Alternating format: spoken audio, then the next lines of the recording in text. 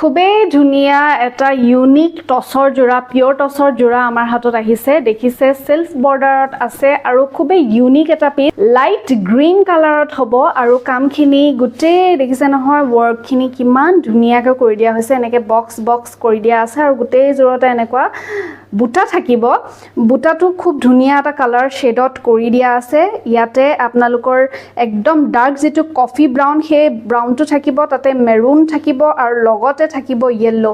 আৰু সেলফ বৰ্ডাৰত কাপোৰজোৰ পাব এখন চাদৰখন হ'ব আৰু এখন হ'ব